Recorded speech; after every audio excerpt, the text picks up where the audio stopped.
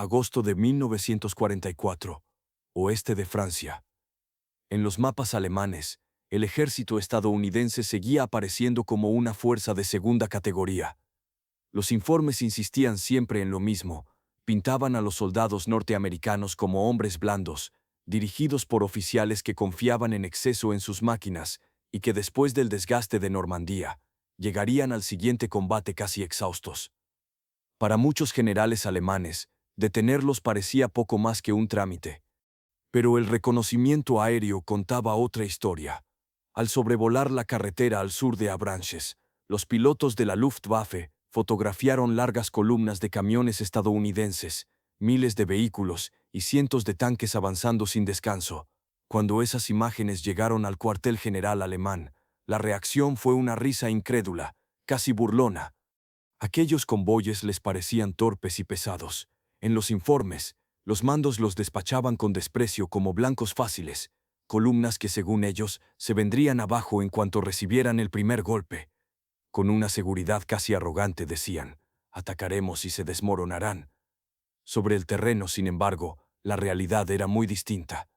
La cuarta división acorazada estadounidense, al mando del general John S. Wood, se movía con una precisión y una rapidez que daban la impresión de ir siempre contra el reloj. Encarnaba el estilo estadounidense de hacer la guerra, una forma de combatir basada en la movilidad, la maniobra continua y una presión constante que casi no concedía respiro al enemigo. Los veteranos aún recuerdan la disciplina, la coordinación y la firme determinación de aquellas unidades. Los hombres actuaban con iniciativa. No se quedaban inmóviles esperando órdenes detalladas, avanzaban, tomaban decisiones sobre la marcha y explotaban cada oportunidad que surgía en el frente. Del otro lado, sobre el papel, las formaciones alemanas seguían siendo tropas de élite. Los restos de la división Panzerlehr, una de las divisiones acorazadas mejor adiestradas de la Wehrmacht, y elementos de la segunda división Panzer, estaban desgastadas, castigadas por semanas de combate, pero todavía se las consideraba fuerzas temibles. Entre lo que los alemanes esperaban y lo que los estadounidenses estaban ejecutando, se abría tramo a tramo un abismo. Las columnas norteamericanas no se comportaban como un ejército torpe y desorganizado, sino como un mecanismo de alta velocidad, cuyos engranajes encajaban con sorprendente exactitud. Los nuevos sistemas logísticos, los potentes vehículos de remolque, las unidades móviles de reparación y sobre todo la libertad de acción concedida a los oficiales subalternos, transformaban al ejército estadounidense en una fuerza mucho más ágil que sus adversarios. Esa agilidad se estaba convirtiendo en una ventaja decisiva. Las lecciones aprendidas en las batallas de julio y agosto en Normandía ya no eran teoría, se estaban aplicando sobre el terreno. La velocidad empezaba a compensar la falta de blindaje. La iniciativa, a su vez, se imponía a la mera experiencia acumulada. Cuando las fuerzas alemanas se preparaban para recibir la ofensiva habitual que esperaban de los estadounidenses, la cuarta división acorazada ya estaba maniobrando para rodearlos por donde menos lo imaginaban. Años después, un oficial alemán capturado lo admitiría con cierta amargura. Creíamos que entendíamos a los americanos, pero estábamos muy equivocados. La mañana del 27 de agosto trajo una realidad incómoda para los alemanes. Las unidades avanzadas de la Panzerlehr esperaban el mismo esquema de siempre. Primero una larga preparación artillera, después un avance cauteloso de la infantería, y solo entonces la entrada en acción de los tanques estadounidenses. Así lo habían visto en Sicilia, en Italia y en la primera fase de la campaña de Normandía. En lugar de ese patrón conocido, lo primero que escucharon fue un rumor distinto, un rugido continuo de motores, movimientos rápidos en los flancos y unidades de reconocimiento que tanteaban el frente sin llegar a comprometerse por completo. Esa forma de avanzar obligaba a los defensores a revelar sus armas y fortificaciones, porque si no abrían fuego, perdían el contacto con el enemigo. Cuando esas posiciones quedaron al descubierto, el golpe principal no tardó en caer. Quienes lo vivieron recuerdan aquel día como un ejemplo de manual de cómo ejecutar una maniobra decisiva. En vez de lanzar un ataque frontal contra las defensas alemanas, los Sherman y los tanques ligeros estadounidenses comenzaron a describir amplios arcos alrededor de las posiciones más fuertes. Buscaban los puntos débiles, sobre todo los flancos, donde la artillería anticarro era escasa y la falta de combustible se convertía en un problema imposible de esconder. Las comunicaciones de radio alemanas se llenaron de mensajes entrecortados y alarmados. Los comandantes de Panzer informaban de ataques de flanqueo inesperados y de desplazamientos norteamericanos tan rápidos que su propia doctrina no ofrecía una respuesta clara. Aquello golpeaba directamente el orgullo profesional. La Panzerlehr había sido una unidad modélica, totalmente motorizada y con tripulaciones muy adiestradas. En agosto de 1944, se había convertido en la sombra de lo que había sido, castigada por los bombardeos, desgastada por la batalla y con los depósitos de combustible casi vacíos. Los estadounidenses percibieron ese desgaste y no dejaron pasar la oportunidad. Cada cruce que aseguraban, cada transporte alemán que destruían, cada puente que tomaban intacto abría una nueva vía de maniobra. Hacia el mediodía, muchos oficiales alemanes ya intuían que la batalla se estaba desviando de sus planes iniciales. Uno de ellos, al caer prisionero, lo resumió con una frase que luego aparecería en los informes aliados. Esperábamos un avance frontal lento. En su lugar, nos encontramos con un ataque relámpago. Al anochecer del 27 de agosto, el cuartel general alemán luchaba por entender qué estaba sucediendo realmente. Las líneas telefónicas estaban saturadas, las comunicaciones por radio, llenas de interferencias, silencios y mensajes incompletos. Los informes llegaban troceados, a veces se contradecían, pero el panorama general ya no dejaba dudas. Los estadounidenses avanzaban demasiado deprisa. Los oficiales alemanes no conseguían evaluar la situación con la velocidad que exigía el combate. A primera hora de la tarde, la cuarta división acorazada había llevado a cabo una maniobra que más tarde se citaría como ejemplo clásico de guerra móvil. En lugar de embestir de frente las posiciones Panzer, los tanques estadounidenses y la infantería mecanizada concentraron su esfuerzo contra el flanco izquierdo. Cuando las unidades alemanas trataron de reaccionar, los norteamericanos ya se habían infiltrado en su dispositivo. Los soldados de la segunda división Panzer, agotados y con suministros precarios, intentaron improvisar una línea defensiva en un cruce de caminos.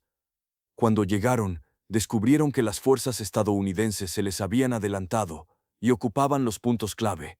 Los norteamericanos se movían con una rapidez que superaba incluso las previsiones más ambiciosas de la propia doctrina alemana de guerra relámpago. El desconcierto alemán tenía una raíz clara. El estilo de combate que ellos habían perfeccionado ahora estaba siendo utilizado en su contra. La Blitzkrieg había sido su sello, su marca distintiva. Sin embargo, en aquellos días eran los estadounidenses quienes desplegaban una ofensiva de tipo relámpago, utilizando principios similares, pero con un ritmo aún más alto. Un episodio especialmente revelador se produjo en el pueblo de Tessen.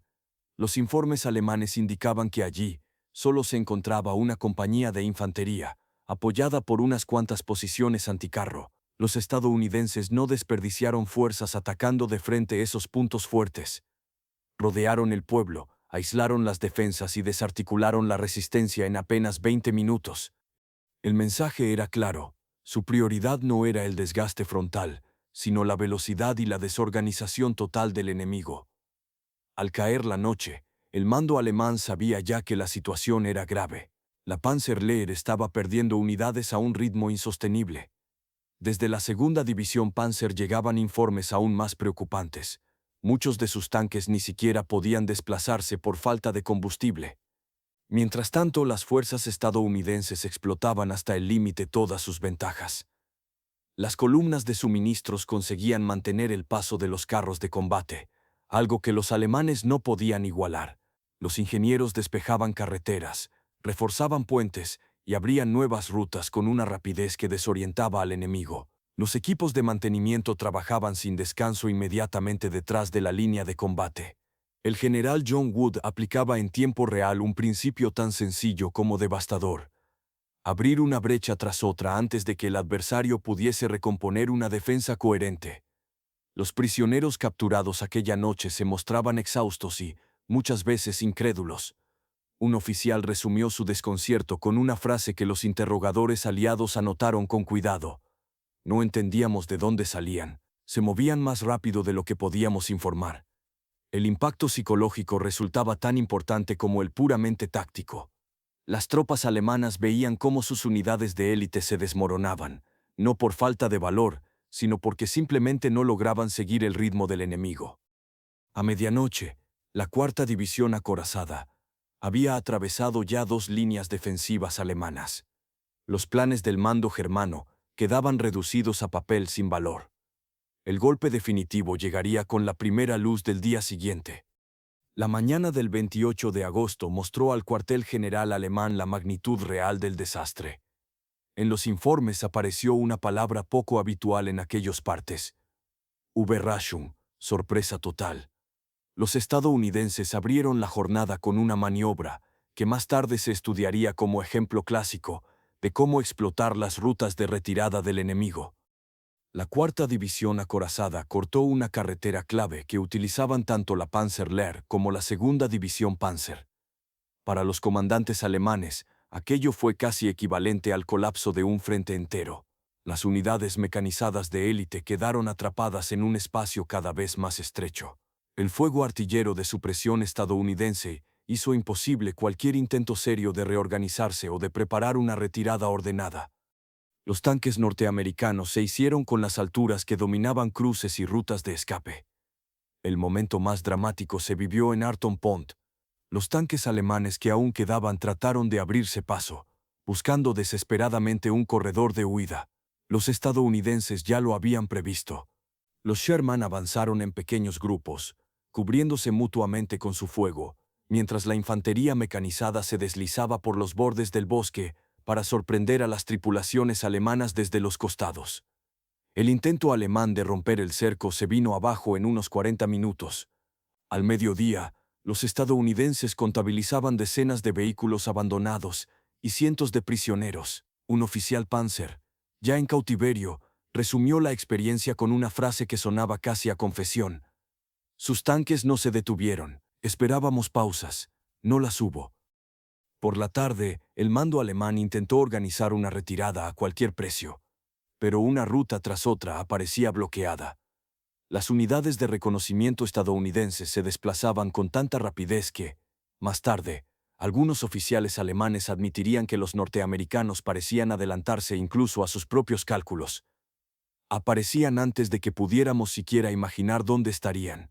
Al anochecer del 28 de agosto, las 2 divisiones alemanas de élite habían dejado de existir como fuerzas de combate organizadas. La Panzerlehr había perdido prácticamente todos sus vehículos. La segunda división Panzer se había fragmentado en pequeños grupos dispersos, sin capacidad real para seguir luchando de manera coordinada. Los estadounidenses, en contraste, avanzaban con seguridad y profesionalismo. La cuarta división acorazada acababa de completar una misión que el cuartel general alemán había considerado poco menos que imposible.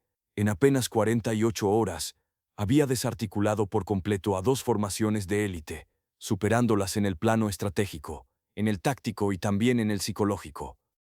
Tiempo después, un oficial alemán capturado lo expresaría ante los interrogadores aliados, con una mezcla de resignación y respeto. Creíamos que los americanos eran lentos. Pensábamos que no podían avanzar sin hacer pausas, pero lograron lo que nosotros hicimos en 1940, solo que más rápido. Aquella operación se convirtió en una prueba temprana y contundente de que el ejército estadounidense había aprendido a dominar la guerra móvil hasta equiparar, e incluso en ciertos aspectos superar, a unas fuerzas alemanas que poco antes parecían invencibles.